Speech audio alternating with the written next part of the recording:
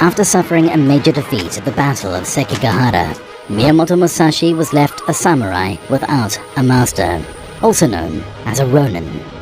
To continue on his path, he embarked on a warrior-like pilgrimage across Japan to take part in a series of duels. His first destination was Kyoto, where he would fight the infamous Yoshioka clan. The 21-year-old made easy work of his first two opponents, and soon after was brought word of a new challenger. He was a young swordsman called Matashijiro, the son and brother of the two Miyamoto had previously defeated. With the clan's name in jeopardy, he sought to restore it to its former glory. Due to the circumstances surrounding this event, Musashi's friends suspected his opponent of dishonorable tactics and so asked to accompany him. The ronin refused. In his previous battles with the Yoshioka clan, Musashi would arrive considerably late to infuriate his challengers. Matashijiro expected this to happen, and so arrived at the agreed location with 72 men to prepare an ambush. Like his friend, Musashi also suspected foul play, and so this time he arrived early, waiting for his victims behind a tree. As the men began hiding, Miyamoto leapt out from the tree and instantly struck Matashijiro with his blade. The bodyguards were stunned. In their panic, they formed a disorderly line that was unable to surround the ronin in time. Miyamoto simply ran his blade through the line of men, slicing one after the other. It is said that he killed half of this small army before escaping. The defeat of the Yoshioka clan echoed throughout Japan, and the name of Miyamoto Musashi was gaining respect. Baiken. During his travels, Musashi heard of a great fighter known as Baiken. He fought with two weapons. In one hand he used a chain that had a steel ball attached at the end. In the other, he had a sickle. His strategy was aggressive. He would charge at his enemies and then throw his ball and chain at them. While his opponent was busy fending off this attack, he would then slash them with his sickle. Intrigued by his unconventional way of fighting, Musashi asked Baiken if he could see his weapons. The warrior refused. He said the only way you can see them is if you fight me in a duel and experience them for yourself.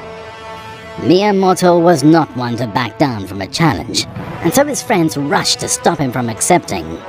Baiken's reputation was fierce, and until this point, he was undefeated.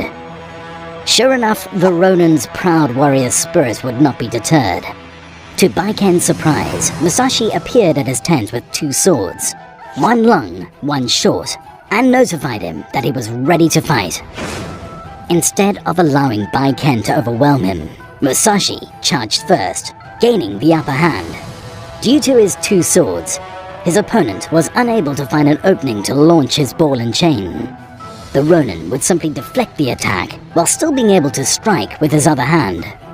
Baiken was then struck by a dizzying blow to the head from Musashi's short sword, followed by a thrust to the belly from his longer one. The ronin's blade went all the way through the man, and the great warrior was defeated.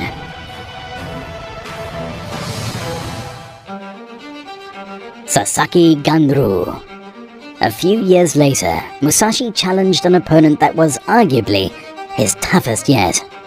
The man perfectly embodied the ideals of what a samurai should be, and was greatly respected. He was a martial arts teacher to the shogun at the time, and possessed one of the finest swords in all of Japan. It was a long blade that gave him a huge reach advantage in battle, which was a key part of his strategy. Ganryu was confident Musashi would fall prey to his technique, and so he accepted. The infamy of these two warriors meant that this duel attracted the attention of a large audience. It would certainly go down in history. The two agreed to meet on an island not far from Sasaki's home. On the morning of the duel, Ganryu arrived to a crowd restless with anticipation, but no Musashi.